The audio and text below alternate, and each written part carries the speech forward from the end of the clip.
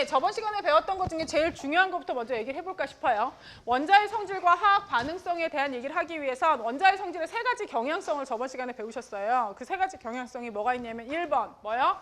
원자의 크기. 2번 뭐요? 이온화 에너지. 3번 뭐였어요? 전자 친화도. 원자의 크기는 어떻게 해요? 보통 일반적으로 원자의 크기를 재는 기준은 이원자 분자를 만들어요. 똑같이 생긴 원자를 가지고 이원자 분자 만들어서 핵하고 핵 사이의 거리 어떻게 해요? 반쪽에서 얘를 가지고 뭐라 그래요? 원자의 크기, 원자 반지 이름으로 잡기로 약속을 했죠. 그래서 원자의 크기는 주기율표를 기준으로 보면 같은 세로줄, 즉 같은 족에서는 밑으로 갈수록 점점 더 어떻게 돼요? 왜? 껍질 개수가 어떻게 돼서? 많아져서. 근데 그 앞에 단서가 있어야 된다. 단순히 껍질 개수만 많아져서 그래? 아니, 유효 핵전화가 거의 어떤데? 비슷한 상황에서 껍질 수가 어떻게 되니까? 많아지니까. 밑으로 내려갈수록 사이즈 커졌어요. 여기서 왼쪽에서 오른쪽으로 갈수록 사이즈 어떻게 돼요? 왜 작아져요? 왼쪽에서 오른쪽으로 갈수록 전자 뭐는 같은데 껍질의 개수는 어떤데? 같은데 유효 핵전화가 커지니까 일로 갈수록 사이즈가 어떻게 돼요? 작아져요. 그죠? 그러니까 일로 갈수록 커지는 거고요. 일로 갈수록 작아지는 거예요.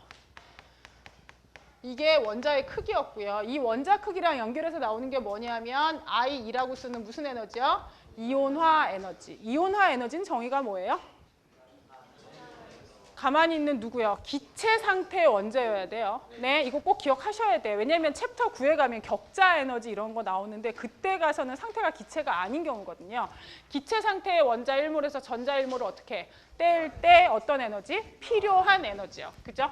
따라서 이온화 에너지를 갖고 예를 들자면 필요한 에너지니까 이온화 에너지는 항상 0보다 작아요? 커요? 커요. 얘는 항상 흡열이에요.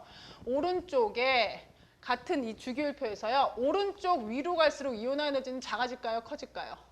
왜요? 오른쪽으로 간다는 건 사이즈가 어때요? 작아요. 아래에서 위로 갈수록 얘도 사이즈는 어때요? 여기서 일로 갈수록 점점 사이즈가 어떻게 돼요? 사이즈가 작아져요. 사이즈가 작아진다는 건 핵으로부터 전자까지 거리가 어떻다는 얘기예요? 가깝다는 얘기죠. 그러니까 개뛰기가 쉬워져요? 어려워져요? 어려워져요. 일로 갈수록 이온화 에너지가 어떻게 돼요? 커져요. 그죠? 근데 이 이온화 에너지에도 두 가지의 특징이 있어요. 지금 제가 얘기한 그 이온화 에너지는 모든 원자에서 전자를 첫 번째 거 전자 하나씩 띌 때 에너지를 갖고 경향을 얘기하는데 근데 같은 족에서 왼쪽으로 오른쪽으로 갈수록 이온화 에너지는 커진다라고 얘기를 했는데 그럼 계속 증가해야 되는데 가다가 이렇게 뒤집어지는 부분이 있었다 이거죠. 얘네들이 누구랑 누구였냐면 2족과 3족. 그 다음에 누구요? 15랑 16. 얘네들이 이제 뒤집어지더라 이거죠. 왜 이렇게 뒤집어진다? 뭐 때문에? 오비탈, 즉 전자 부준이라는 개념이 얘는 ES의 전자 두 개로 끝이다. 근데 얘는 어떻게 되더라? ES의 전자 몇 개? 두 개. EP의 몇 개? EP의 전자 하나. 이렇게 되니까. 그래서 오히려 꽉 채워져 있는 얘보다 얘에서 띄기가 더 어떻더라? 쉽더라. 질소는 EP의 전자가 몇 개? 한 개, 두 개, 세 개. 산소는 EP의 전자가 하나, 둘, 셋, 그리고 네 개. 왜 그런지는 정확하게 모르지만 같은 에너지를 갖는 애들은 전자 개수가 어떤 게 좋더라? 같은 게 안정해지더라. 똑같이 하나씩이던 똑같이 두 개씩이던. 그죠? 그래서 이온화 에너지 이후에 배우는 얘가 누구였어요? 전자 친화도. 전자 친화도는 정의가 뭔데?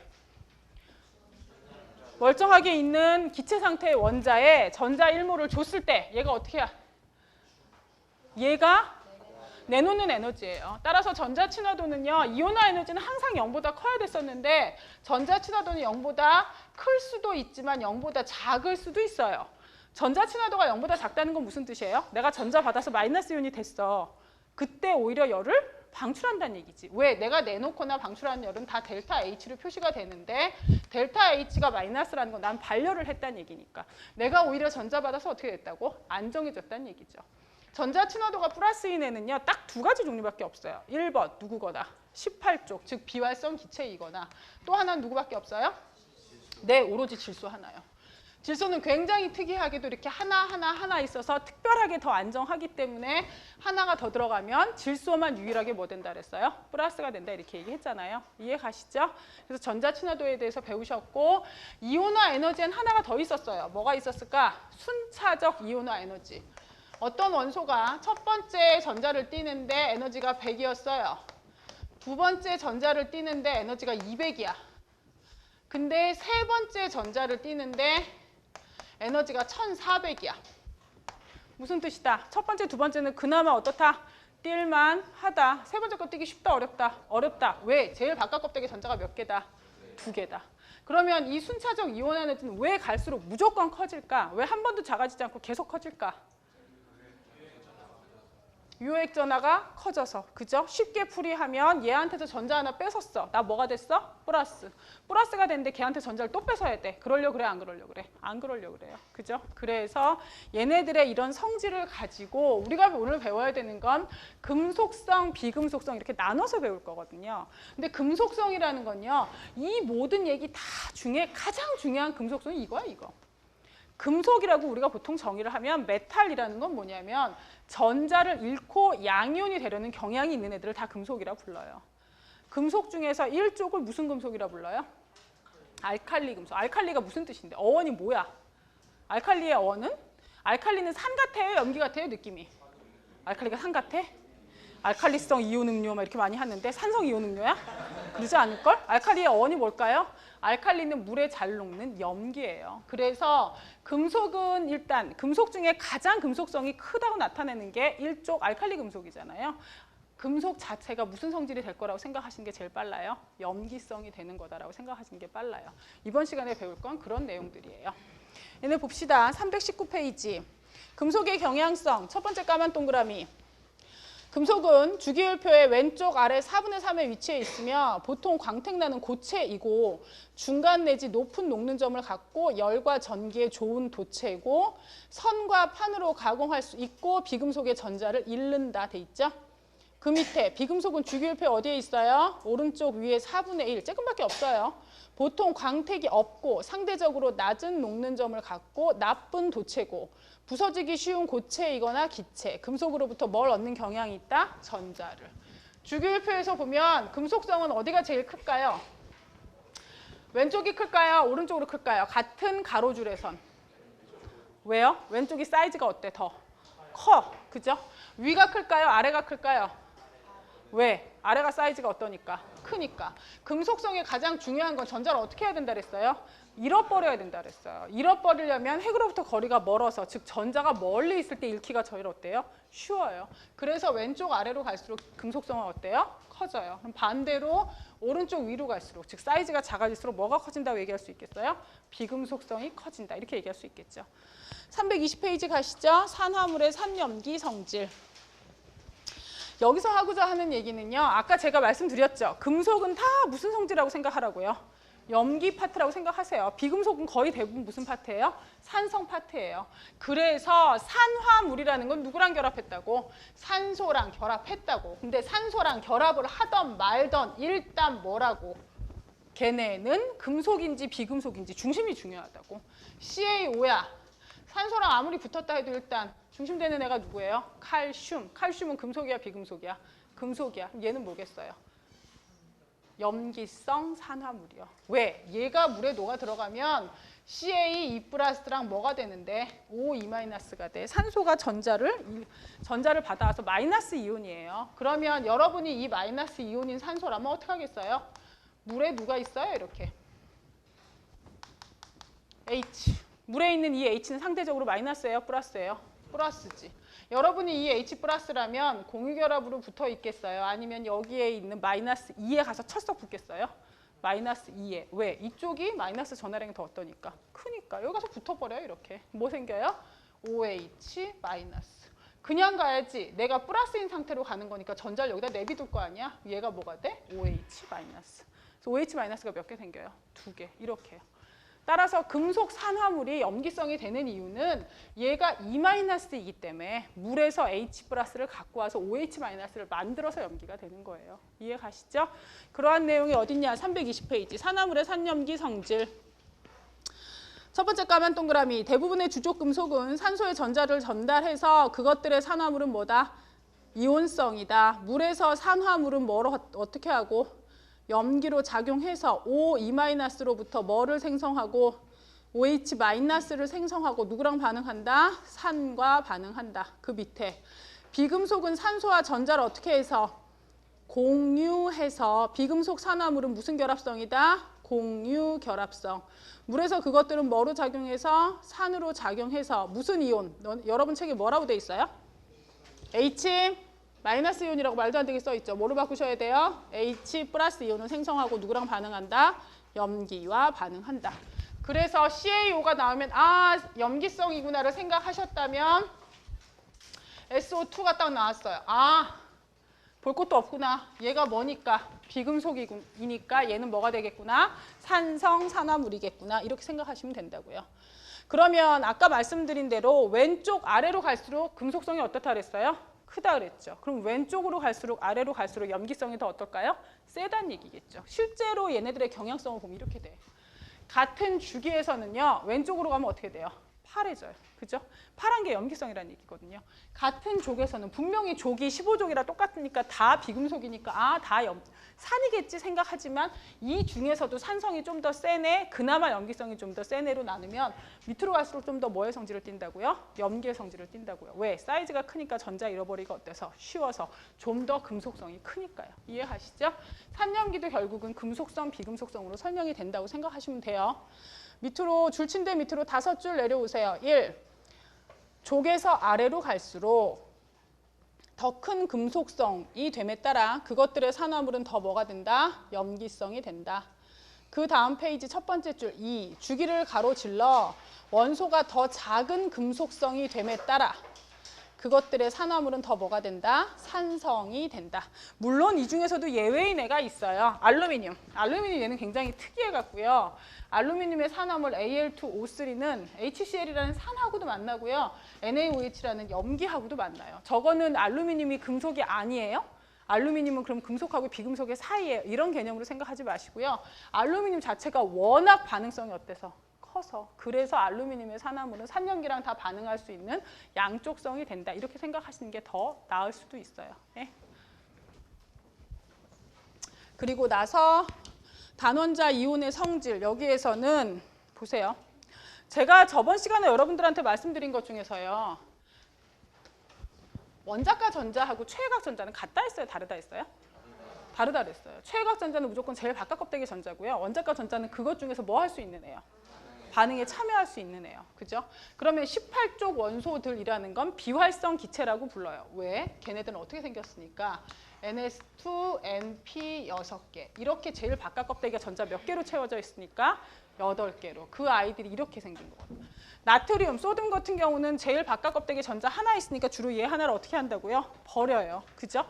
그렇게 하면 얘가 뭐가 되니까? 제일 바깥 껍데기에 채워지니까.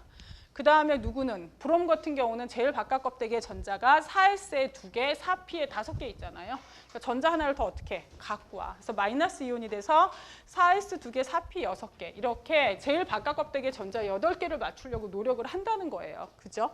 321페이지 단원자 이온의 성질.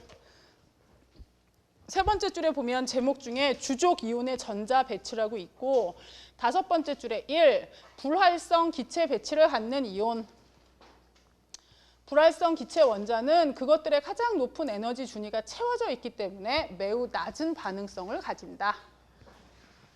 근데 이제 문제인 애들이 생겨요. 322페이지를 가시면 SN이라는 게 있는데 SN은 주석이에요. SN 주석은요. 어떻게 생겼냐면 OS에 크립톤 전자 배치가 SN에 있어서 가장 걔랑 제일 가까운 곳에 있는 비활성 기체 전자 배치고요. 이 크립톤 전자 배치 이후에 OS에 2개, 4D에 10개, 그 다음에 OP에 2개 이렇게 있어요. 그럼 얘가 비활성 기체의 전자 배치, 즉 제일 마지막 껍데기 전자 8개를 채우기 위해서는 얘는 어떻게 돼야 돼요? 전자 몇 개를 이뤄야 돼? 전자 몇 개를 이뤄야 돼 지금? 몇 개를 이뤄야 돼? 14개를 다 이뤄야 돼. 그잖아요. OS에 2개, 4D에 10개, 그 다음에 이렇게 되니까. 제일 바깥 껍데기 전자 몇 개가 채워져야 된다고? 8개에 안장하다니까? NS2, NP 6개. 그러니까 4D에 10개도 다 이뤄야 돼. 얘가 원론적으로 가장 안정한 전자 배치가 되기 위해서 제일 바깥 껍데기 전자 8개를 맞추기 위해서 얘는 몇 개가 돼야 돼? 14개를 이뤄야 돼. 여러분이 본 이온 중에서 플러스 14짜리 이온이 있어요? 없어요? 없어요. 무슨 뜻이야? 이온화 에너지는 얘한테서 전자 하나 뛸 때 필요한 거라 그랬죠. 순차적 이온화 에너지 뭐라 불렀어요? 첫 번째 거 뛸 때 힘들어. 두 번째 거 뛸 땐 더 어떻게 돼? 더 힘들어. 세 번째 거는 더 힘들고 네 번째 건 더 힘들어. 근데 그렇게 점점 에너지가 커지는데 14개를 다 뛰어야 된다고. 현실적으로 가능해, 불가능해? 불가능해. 그 정도의 에너지가 원소에 주어지진 않아요. 안 돼요. 그럼 얘는 어떻게 해야 돼? SN은 여러분들이 주로 SN 봤을 때 뭘로 많이 봐요? 1번 이렇게 해야지. 제일 마지막 껍데기가 누구니? 제일 마지막 껍데기가 없어지는 게 좋겠죠? 그죠? 그래서 제일 마지막 껍데기 얘가 다 없어져. SN 몇 플러스가 돼? 4 플러스. 이런 애가 있을 수도 있죠. 또는 뭐가 될 수도 있어요. SN은 보통 그 산화환원 반응에서 제일 문제로 많이 나오는 게 4 플러스랑 SN 몇 플러스로 나와요? 2 플러스. 이렇게 많이 나와요. 네?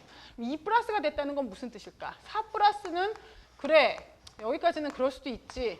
4 뒤에 10개가 채워진 이걸로 된다는 얘기지. 제일 마지막 껍데기가 빼졌으니까. 근데 2 플러스가 됐다는 건 무슨 뜻일까? 누구도 남아있어.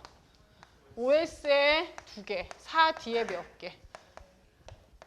따라서 이건 OS는 제일 마지막 껍데기긴 하지만 빠졌어요? 안 빠졌어요? 안 빠졌어요. 왜? 채워졌으니까 그나마 안정하기 때문에 안 빠질 수도 있다 이런 얘기거든요. 그죠? 그래서 SN도 보통 우리가 전이원소 중에 이제 치는 거고요. 좀 특정한 애들인 거지. 그죠? 특징적인 아이들 322페이지 세 번째 줄 유사 불활성 기체 배치. 만약에 금속 원자가 그것의 가장 높은 에너지 준위를 비우면 그것은 비어있는 NS랑 MP 부준이랑 채워져 있는 내부 N-1D 부준위의 안정성에 도달한다. 이게 4 플러스 이거 얘기하는 거예요. 제일 바깥 껍데기를 비우면 그 안쪽 껍데기에 D까지는 채워져 있다. 그 옆에 이 N-1D10의 배치는 유사 불활성 기체 배치. 세 줄 내려가면 SN이 SN 4 플러스가 되는 식 있어요? 없어요? 있어요. 식에다가 줄 쳐놓으시면 돼요. 그 밑에 비활성 쌍 배치.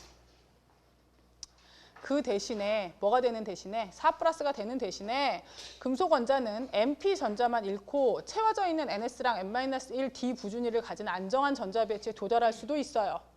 이렇게 남은 NS2 전자를 때로 비활성 쌍이라고 불러요. 두 줄 내려가셔서 SN이 SN 몇 플러스가 되는 거? 2 플러스가 되는 거. 그죠? 이렇게도 갈 수 있어요. 이해 가시죠? 그리고 나서 축약된 전자 배치를 이용해서 이온 형성을 나타내는 식을 쓰라 그랬는데요. 일단 축약된 전자 배치는 할 생각하지 마시고 53개든 49개든 그냥 뭐 하시라고요. 1s2, 2s2 쭉 해서 전자 배치하는 거 있잖아요. 저번 시간에 다 말씀드렸죠. 순서. 걔네들을 갖고 전자 배치를 시키시되 얘네들이 그렇게 했을 때 어떤 이온이 될지를 여러분이 예측만 하실 수 있으면 돼요. 예를 들어 아이오딘 같은 경우는 지금 몇 개니까 전자 배치를 해봤더니 OS에 몇 개? 2개. 4D에 10개, OP에 몇 개니까? 5개니까. 몇 개만 넣으면 돼? 1개만. 그죠? 그럼 꽉 채워질 거 아니야? 아, 마이너스 1이 되겠구나. 포타슘은 뭐 워낙에 19번이니까 여러분이 잘 아는 플러스 1 되는 거 아실 거고요. 인듐 보실래요? 인듐 같은 경우는 지금 좀 전에 푼 주석하고 이제 같은 케이스예요. OS에 2개, 4D에 10개, OP에 몇 개 있어요? 1개. 그러면 2가지가 가능하다는 얘기지. 채워져 있지 않은 OP만 날리는 경우 그러면 플러스 얼마? 1.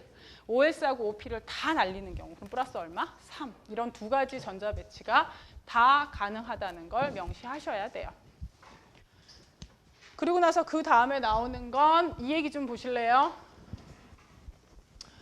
전자 배치 순서. 오비탈의 에너지 준위 부르세요. 1s, 그 다음에 누구요? 2s, 그 다음에 누구요? 2p, 그리고요 3s, 3p, 그 다음에 뭐예요? 4s, 그리고 누구요? 3d. 이렇게 해서 쭉 배우시잖아요. 들어갈 때 누구 먼저 들어가요? 4s부터. 왜 그랬어? 왜 4s부터 들어갔죠? 무슨 효과요? 네, 한마디로 얘기하면 뭐예요? 침투 효과요. 침투 효과가 뭐였는데? 4s는 어떻게 생겼는데? 요렇게, 요렇게, 요렇게, 요렇게. 이게 4s예요. 3d는 어떻게 생겼는데? 쭉 가다가 이렇게. 물론 핵으로 거리를 가지고 보면 얘네들이 가장 확률이 높은 지점은 분명히 3D가 더 가깝다 했죠. 왜? 3D는 몇 번째 껍데기니까? 세 번째 껍데기니까. 하지만 4S는 어떤 부분이 있어서 앞에 핵에서부터 굉장히 가까운 부분에 전자가 들어갈 수 있는 확률이 있다 그랬죠. 그래서 침투 효과 때문에 4S에 먼저 들어간다고 얘기를 했잖아요. 들어간 이후. 들어갔어요. 4S에도 들어가고 3D에도 들어갔어. 그럼 4S는 들어가면 여기 때문에 들어는 가지. 근데 들어간 이후에는 여기서 주로 있을까? 여기 가 있을까? 들어간 이후엔 대부분의 시간을 어디서 보내고 있을까?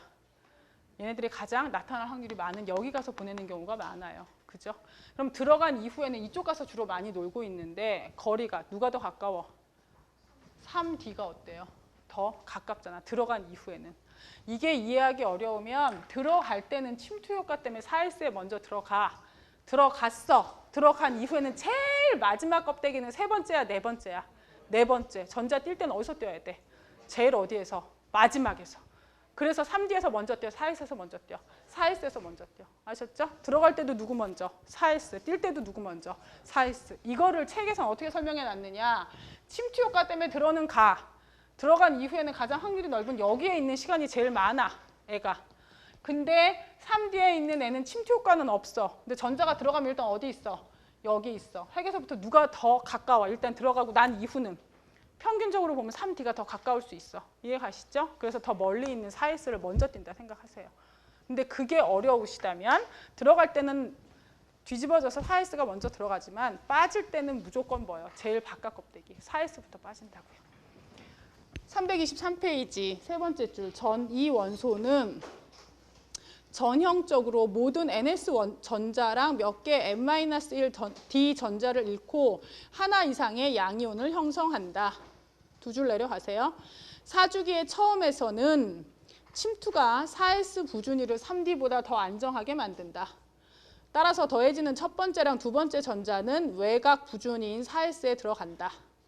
그러나 3D는 뭐고? 내부 부준위이고 그래서 그 부준위가 채워지기 시작함에 따라 부준위의 전자는 증가한 핵 전하로부터 잘 가려지지 않는다. 밑에 줄 부준위의 에너지의 교차가 일어난다. 전위 계열에서 누가 누구보다 안정해진다. 3D가 4S보다. 이건 무슨 뜻? 들어가고 난 이후. 예?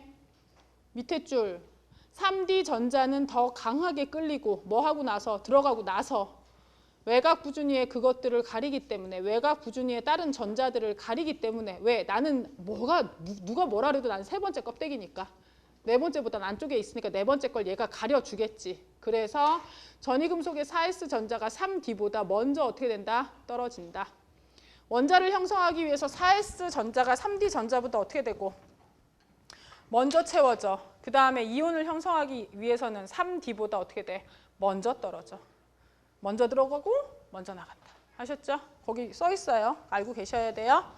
그리고 나서 우리가 보셔야 되는 건 자기적 특징. 이 자기적 특징은 상자기성이라는 단어가 있는데요. 저 상자기성이라는 단어는 지금 배우시고 챕터 11에서 한 번 더 배우세요. 챕터 11에서는 얘가 주된 문제로 나올 거고요. 챕터 11이 1학기 때 배우는 내용 중에 학생들이 제일 어려워하는 데가 거기거든요. 몰레큘러 오비탈 그래서 분자 오비탈 나오는데 상자성 얘네는 말 자체는 되게 간단해요. 그냥 알고만 계시면 돼요. 뭐요? 무슨 전자가 있으면? 홀 전자가 있으면 전자 스핀이 한 방향이잖아요. 그럼 걔가 자기성을 띄어요? 안 띄어요? 띄어요. 그럼 상자기성이라 불러요. 근데 홀 전자가 없는 애, 즉 모든 애들이 꽉 채워져 있으면 어떻게 될까요? 이렇게 되겠지. 그럼 반자기성이에요. 상자기성 같은 애는 걔가 전자 스핀이 홀 전자가 있기 때문에 여기다가 자석을 갖다 놓잖아요. 그럼 그 자석 쪽으로 당겨져요, 이렇게. 근데 반자기성, 반자성이라는 애는 다 애들의 전자 스핀의 방향이 꽉꽉 채워져 있어서요. 그래서 자기적인 성질이 나타나지 않거든요. 홀 전자가 없어서. 그래서 자석을 갖다 놔도 소용이 있어요, 없어요? 없어요. 그러면 얘가 도대체 왜 중요하냐? 은 같은 경우는 은의 전자 배치도 굉장히 중요하게 잘 하셔야 돼요. 왜? 앞에서 여러분이 크로뮴하고 구리 배우셨거든요. 구리 같은 경우는 4S에 2개, 3D에 9개 들어가야 될 것 같은데 실제로는 4S에 1개, 3D에 몇 개? 10개 들어가는 거였단 말이에요. 은도 마찬가지예요. 그래서 은은 주로 이온이 됐을 때 플러스 몇 자리 이온이 돼요? 플러스 1자리 이온이 되는 경우가 많아요. 그러면 은은 지금 상자기성일까요? 아닐까요? 상자기성? 맞아요. 왜? 뭐가 있으니까? 홀전자가 있으니까. 그 내용이 323페이지. 전이금속 이온의 자기적 성질 네 번째 줄. 하나 이상의 홀전자를 가진 화학종의 빈만이 어떻게 된다? 갈라진다. 다음 페이지 첫 번째 줄. 홀전자를 가진 화학종은 뭘 나타낸다? 상자기성. 그것은 외부 장에 어떻다? 끌린다. 모든 전자가 쌍을 이루고 있는 화학종은 뭐다? 반자기성. 그래서 예제 8.7은 앞에 별표 하나 붙이시고 굉장히 여러 번 여러분들한테 나올 텐데 얘 같은 경우는 이런 문제를 이제 출제자 입장에서 좋아하는 이유는요. 보세요. 망간 자체의 원자 번호를 줬어. 근데 망간 몇 플러스래? 2 플러스. 그러면 망간을 가지고 쭉 전자 배치 1s2, 2s2 쭉 해서 전자 배치를 다 해. 그러면 전자 몇 개를 빼야 돼? 2개를. 그러면 망간 같은 경우 25번이니까 쉽겠지만 80번 이렇게 되면 이제 전자 배치도 어려운데 2개를 어디서 빼야 되는지 잘 봐야 된다는 얘기지. 그죠? 그래서 얘네들이 전자가 빠졌을 때 상자기성이 되는지 아닌지 여러분이 전자 배치를 제대로 할 수 있느냐 없느냐 그 다음에 전자를 맞는 데서 뺐느냐를 다 확인하겠다는 뜻이거든요. 망간은 4S에 2개, 3D에 5개 있어요. 그럼 2개가 빠지면 2 플러스가 되면 4S 2개가 어떻게 돼야 돼? 빠져야 되겠지. 빠질 때도 항상 3D보다 뭐가 먼저 빠진다 그랬으니까 4S가. 그래서 얘네는 다 뭐예요? 3D 전자가 다 홀전자니까 뭐예요? 상자기성. 크로뮴은요? 크로뮴도 4S 하나에 3D에 몇 개? 5개. 빠질 때 몇 개가 빠져야 돼? 3개 빠지려면 4S에 있는 게 먼저 빠져야지. 3D에 있는 게 몇 개? 2개. 합해서 3D에 몇 개? 3개. 이것도 뭐예요? 상자기성. 수은은요? 6S에 2개, 4F에 14개, 5D에 몇 개? 10개. 어디서 빠져야 돼?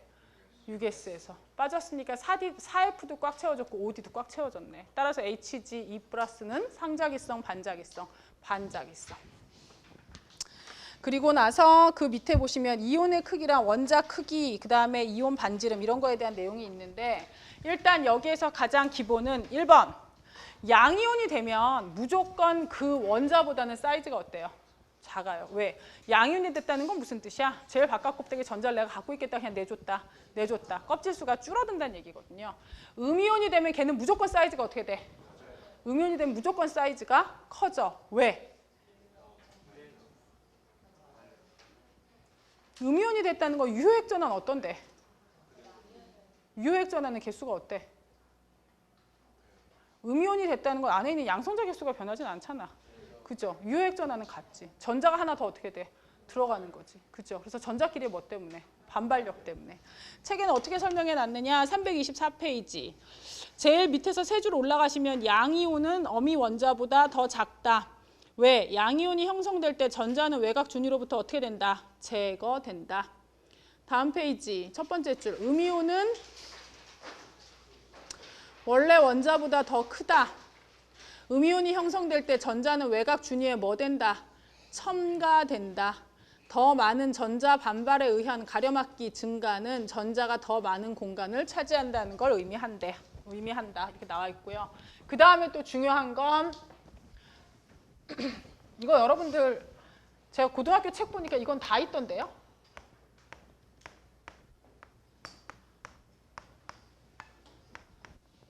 아이고. 얘네를 무슨 이온 관계라 불러요? 왜? 전자개수가 다 몇 개야? 10개로 다 똑같아. 등전자 이온 있죠? 등전자 이온일 때 사이즈가 제일 큰 애는 누구? 제일 큰 애는 누구? N3-. 사이즈가 제일 작은 애는 누구? 왜? 이런 사이즈의 차이는 왜 생겨요? 왼쪽에서 오른쪽으로 갈수록 유효액 전화가 어떻게 되니까? 커지니까. 전자개수는 어떤데? 같은데 양성자 수가 커지니까. 325페이지. 2번의 네 번째 까만 동그라미. 등전자 계열 내에서 어떻게 된대요? 일단 얘는 결과만 아시면 돼요. 제일 밑에 있는 부등식 뭐? 3-가 제일 사이즈 크고 2-고 1-고 플러스 1이고 2 플러스고 3 플러스고. 되셨죠? 그리고 나서 하나 더. 전이원소는 전하량을 하나만 가지는 게 아니고 2개 이상 가질 수 있거든요. 이렇게 됐어요. 여러분이 보기에 누가 더 사이즈가 클 것 같으세요? 2 플러스야 3 플러스야? 왜? 전자를 몇 개만 잃었어? 2개. 얘는 몇 개 잃었어? 3개. 이쪽이 상대적으로 전자 개수가 더 어떠니까? 많으니까. 그 얘기가 줄침대 밑에 줄 3. 양이온의 크기는 전하에 따라 감소한다. 금속이 하나 이상의 양이온을 형성하면 이온의 전하가 더 클수록 이온 반지름은 더 어떻다? 작다. 되셨죠? 예제 8.8은 그냥 풀어보시면 될 것 같고요.